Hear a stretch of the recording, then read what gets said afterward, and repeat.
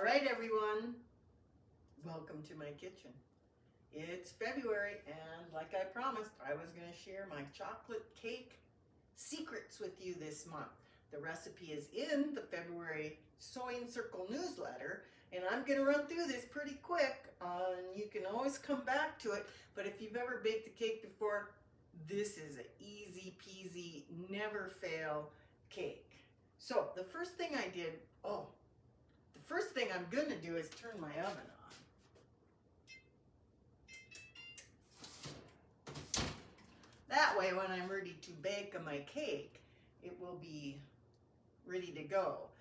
Even this takes me forever. But I use something called cake release, and you can easily make this at home. It's one of those kitchen hacks I promised you that really, really works. So first of all, kitchen hack number one, we need to get a jar out and make what's called cake release. You can buy cake release, but it's just as easy to make it. Works just as good. I know there's a couple different recipes out there, but this one uses equal parts of flour, a vegetable oil, and some shortening.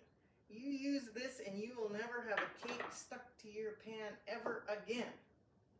It's a common problem when you're first starting out, you know what I'm saying? You spend all morning long mixing that cake up, and it's baked to perfection, and then when you turn it over, it just kind of goes ball whoop, and half of it sticks in the pan, and you have to fill that area in with frosting. And we all know how much we love frosting on a cake, so it's not always a bad thing. All right, let's get a little more of that out of there. I hope I didn't forget any ingredients. All right, you gotta whip this up real good because it has oil and shortening in it. It can be stored at room temperature. I always like to put that kind of stuff though in a dark place in my cupboard. Save it for later. I don't know how many cakes you bake. You want to kind of whip out that, whip out all the lumps. And it looks like I'm doing this really, really fast, doesn't it? Works. I actually started mixing it up here now. I'm going to grab my handy dandy portable little mixer here, of which I can't find my handy dandy portable beaters. I knew they were here somewhere. And because there is shortening in this recipe, which I've always just used equal parts of oil and equal parts of flour, it's got a little lumpy, and we don't want to have any lumps. And I can guarantee that this will get your cake out of your pan so smoothly, you really wish you'd known about this before. So let's mix this up real quick.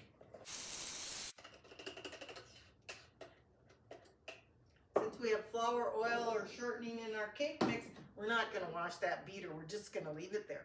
This can be stored at room temp because it doesn't have butter in it. If you choose to make it with butter, which, yeah, that would probably add another layer of flavor to your cake, but it's not necessary.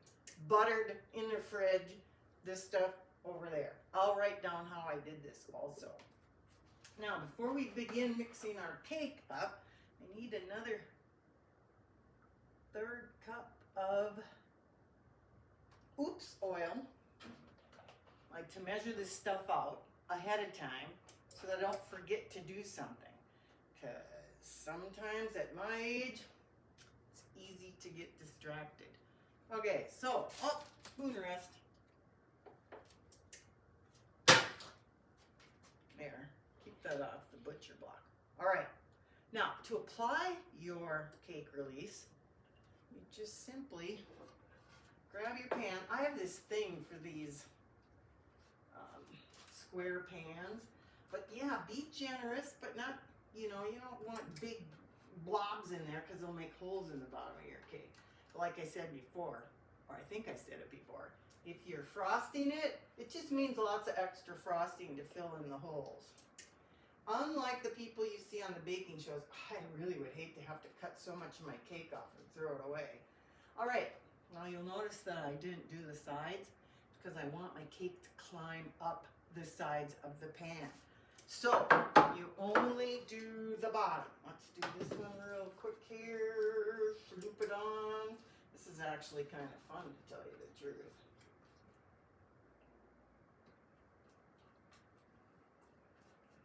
There you go. I like cake almost as much as I like pie. And I don't know why. We went to a birthday party and didn't have a cake. So I thought, I'm going to go home and bake me a cake. And that's when I thought about this stuff again. All right. What I did was, and you'll see the list of ingredients in the newsletter. So there we go. I got all the dry ingredients in here. The flour, the sugar, baking powder, baking soda, and salt. And then I have assembled my wet ingredients here that I'm going to mix up in this, but the recipe calls for buttermilk. And I am always out of buttermilk when I need to make a chocolate cake. So you know this, if you've been baking for years now, that you can totally make your own kind of sour milk, buttermilk. So you take your cup of milk, measure it out, you add about a teaspoon of vinegar to that. You don't think the acid hurts a thing in there. And then we're going to stir that up just a little bit, and then we'll measure the rest of our ingredients. We need a cup of dark coffee. Strong dark coffee. You know why? This is the stuff my husband leaves the pot on and doesn't drink. I just freeze it and I use it for all kinds of baking. So we're at 1 cup. This will make it 2 cups, and I'll just put this back in the freezer and use it again for whole wheat bread or something like that. Did I just give away another one of my secrets? Yeah, that's the beauty of this unedited video. You get everything. Okay, so dry ingredients are in here. We've got the cup. Oh dear, I poured too much oil here. Good thing I checked the recipe. Always helps to have your recipe handy. And when you're making more than one thing, let's see. Oil is good. We want it to be accurate. All right, so we're going to throw that in there. We're going to break in 2 farm fresh eggs.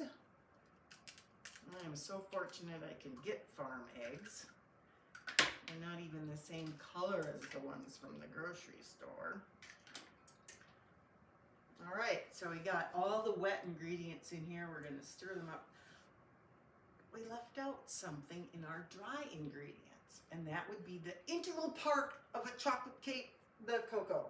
So I measured out the almost 3/4 cup of cocoa powder that it calls for in the recipe. And this is what I do to make this an outstanding cake.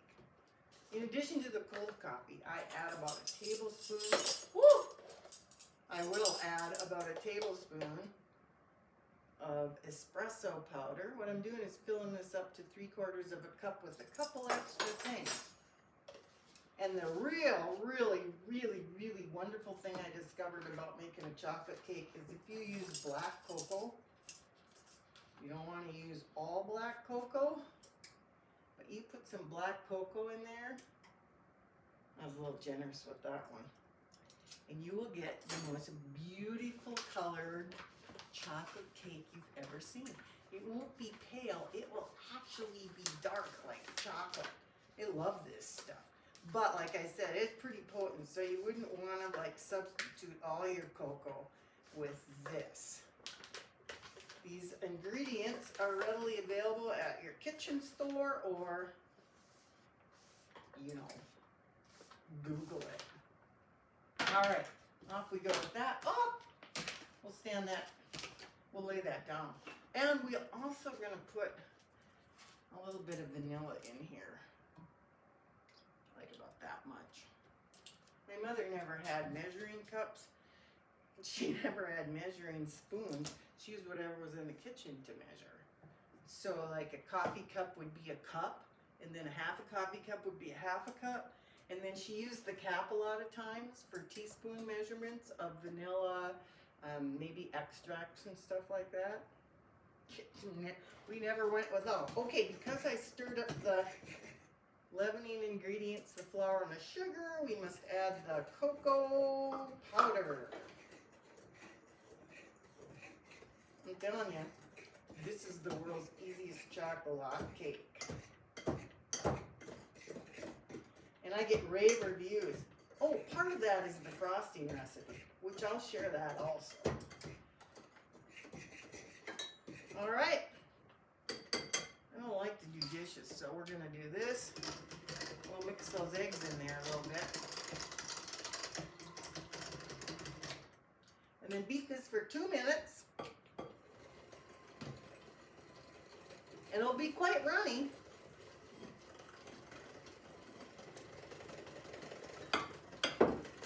Somehow it always manages to work. First of all, we're going to get the powder stirred in there so that I don't end up choking on it when I crank her up.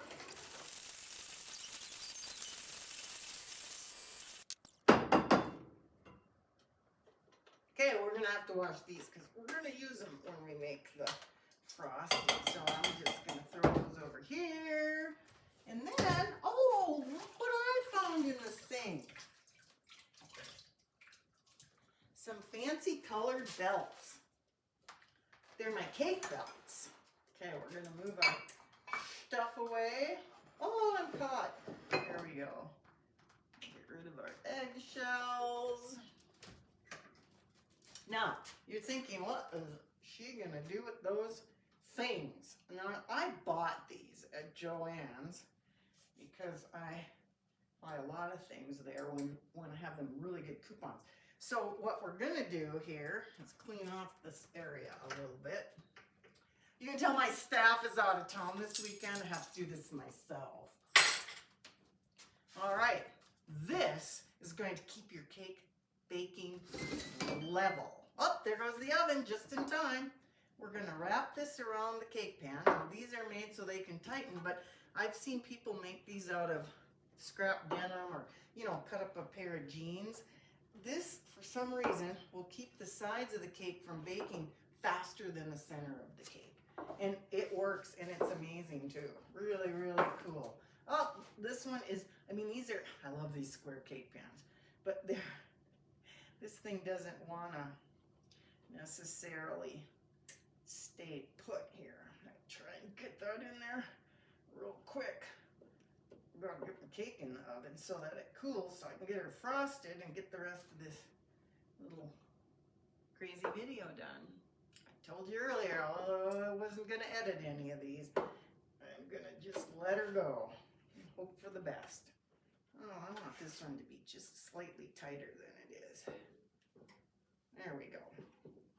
There we go. Oh, stay. I might have to go get a pin. We're going to try it. Spatula. Recycling one from before. Like I said, you'll be like, oh my gosh, how's this going to make a good cake? It's so runny. You can weigh these pans out so that you have equal amounts of batter in each pan. But since this is a cake for me, I don't have to be so fancy. I'm going to eyeball it today. Try not to get any on my shirt as we scrape every last bit of goodness out of here.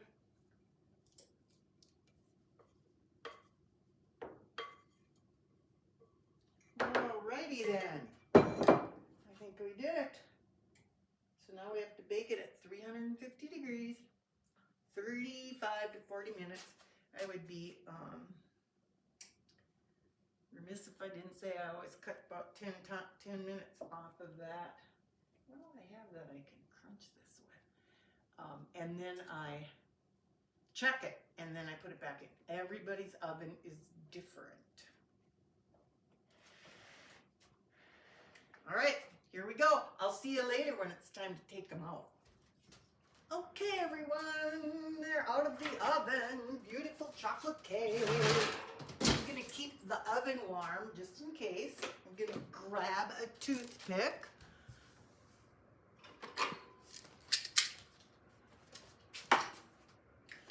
toothpicks here because brooms no longer have real broom straw, except for my one favorite one, which is in the bathroom. I'm not going to go get it. Oh, my cake looks like it's settling really nice. You know how to check your cake, right? If that toothpick comes out clean. Oh, this one was a little thicker. We're going to put that back in the oven for a few more minutes.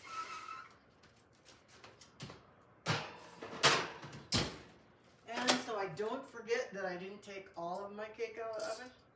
I'm going to set me a little 5-minute timer. 5 minutes ought to do it. Because remember, the recipe said 35 to 40 minutes. This was about 30 minutes. But these might be bigger than the 8-inch. Does it call for 8-inch? Nope, it calls for 9-inch cake pans. This might accommodate more than that. But just love a square layer cake. So I can see that this is pulled away from the sides nicely. I can get rid of this. All right, it's a little too hot to handle. I'm just giving it just a few minutes here to setting that pan a little bit. These things get dirty and you can wash them, but unless you got somebody who cares, I would just put them away again. They come out pretty dry.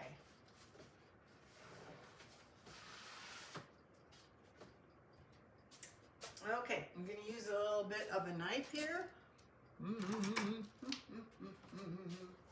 And just to be on the safe side, I'm going to run it around the side of the pan. Oh, we seem to have separated from the side quite nicely. I can feel a little resistance. I just love cake and ice cream. Okay. One of the tricks to like flipping an egg in a pan or turning something over is to make sure it's not sticking anywhere. So we're gonna watch it slide back and forth. Now put that there. Grab that like that. Did it work?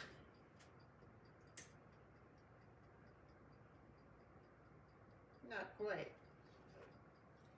But close enough. A little extra frosting. I could have probably used a little extra cake schmear there. Not to worry. I'm going to actually scrape it off of there and put it back where it belongs. Clever, huh? I'm filling in the deepest part. The other part, like I said, a little extra frosting never hurt anybody. Oh, but it's nice and bouncy. Oh, beautiful. Just beautiful. All right, I heard the timer go off.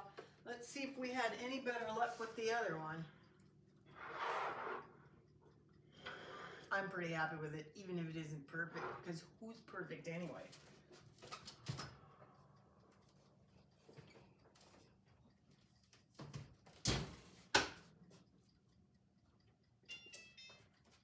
We doggies. Oh, I'm going to take a new toothpick.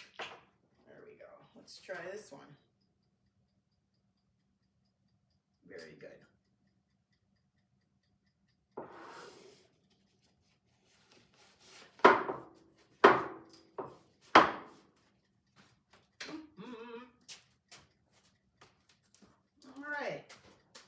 All right, here we go.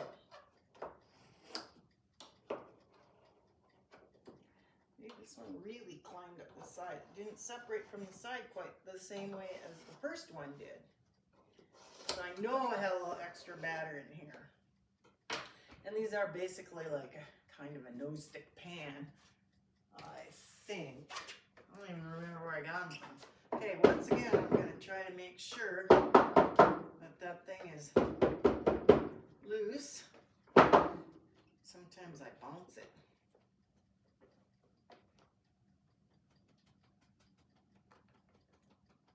Okay, I don't always bounce it like that.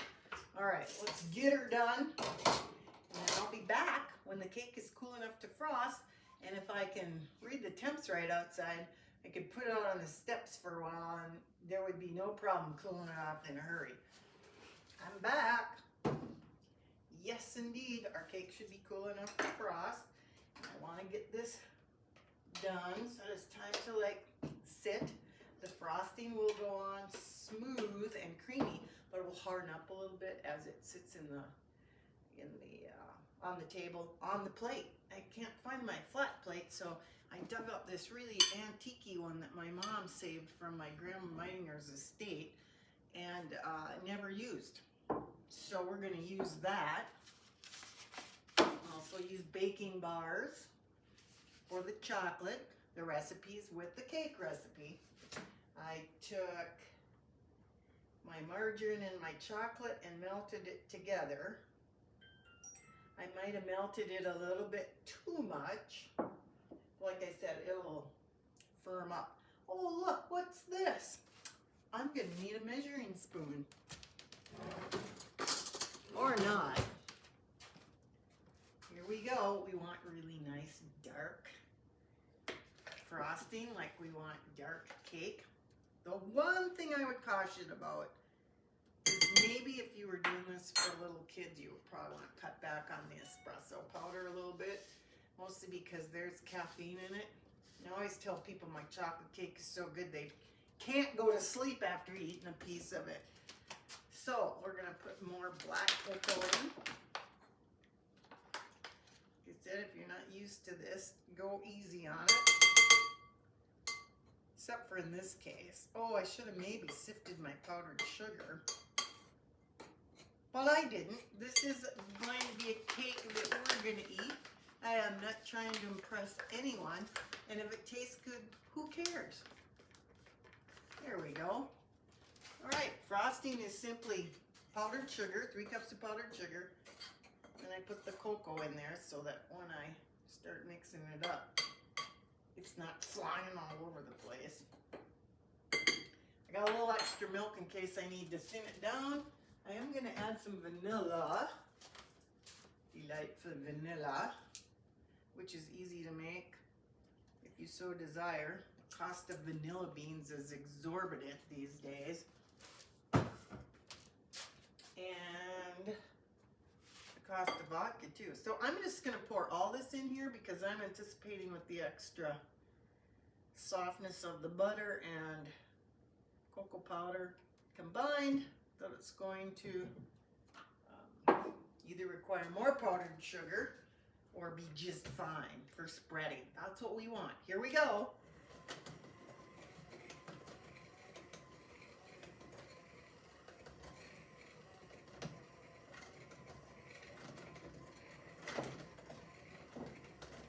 Ooh, wee doggies. I did good. I'm gonna have to put a tiny, teeny, weeny little bit of milk in there. Now we're just gonna... Frosting is one of those things that's fairly easy to fix. But if you screw up too many times, you're gonna end up with enough frosting for 12 cakes. So go easy when you start melting or start adding the milk. Still pretty thick. Take note of this bowl. This is a bowl that was probably a part of an old KitchenAid or GE stand mixer that I picked up somewhere. Just kind of reminded me of my mom. Put a little more milk in there. You want it to be spreadable and edible. Beautiful.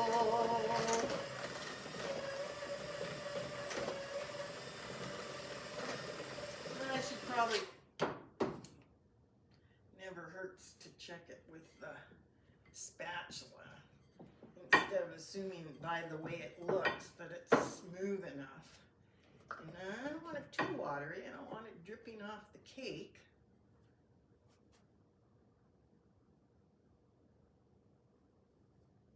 We'll start here. You put a little frosting on the bottom of your plate and your cake won't shift. Now, this is a square peg in a round hole situation. Oh dear. I should have tipped it off. There we go. That worked out pretty good. Like I said, I ain't winning any beauty contest with this, but I just was in the mood for chocolate cake. So I put the icky side down. Remember the side that didn't come out of the pan all the way. And I'll do that with that one. Also, let's see, am I in the middle? I wished I had a square cake plate, but I don't. So,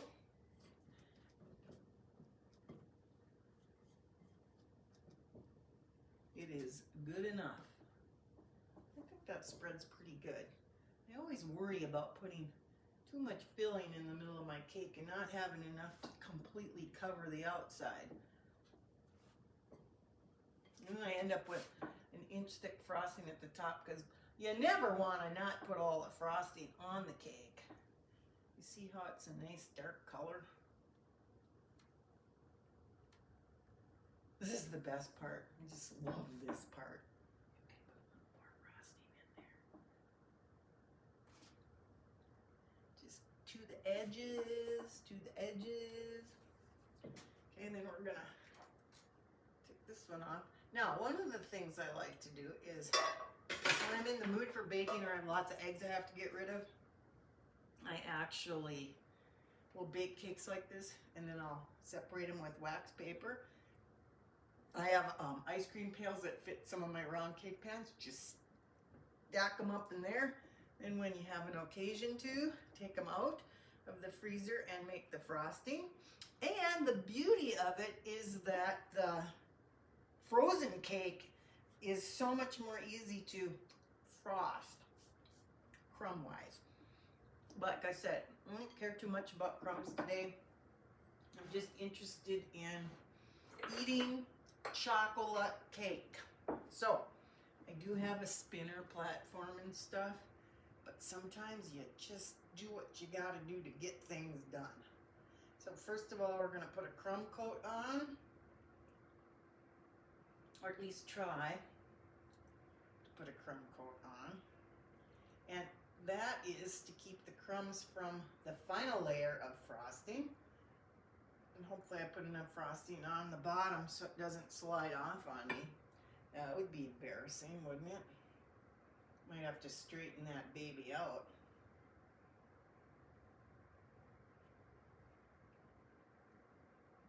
And of course now, because my cake plate is round, my edges of my cake are elevated. Which means, oh, look at this.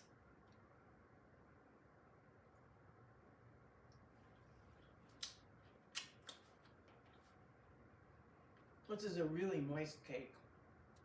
That just seems so weird, doesn't it? That was so thin. Let's see if I can spin some of that off of there. Looked pretty good. I wished I had a little kid here that could lick my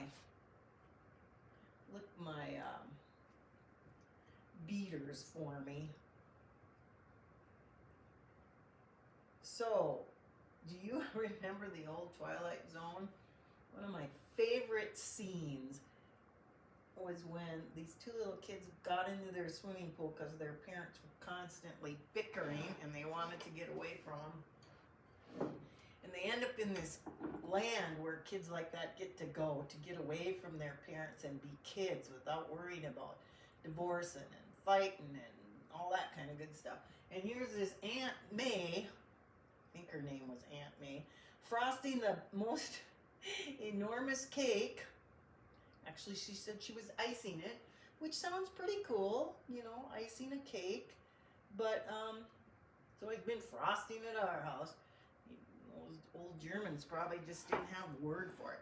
But she's frosting this great big huge cake and has the kids come to help her, you know, and it's just a super cool scene. But the cake was so intriguing, like the size of it was incredible. Very, very large. And I don't remember if they actually cut into it. Might not have been a real cake. It might have been styrofoam, but it was it was just a cool scene. Just always think of that. There's something super fun about spreading frosting on a cake, I think. Going around and around, trying to cover up your mistakes, make some fancy swirls in it. Like I said, who really cares? I'm just interested in cake. It's just been a while. I was kind of on a pie kick there for a while.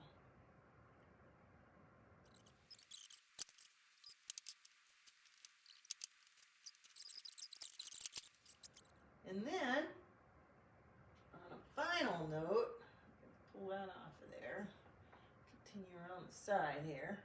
When you cut into this cake, or any cake for that matter, cut your pieces out of the center of the cake and then bring the two sides together when you store it so that the cut side of the cake doesn't dry out so quickly.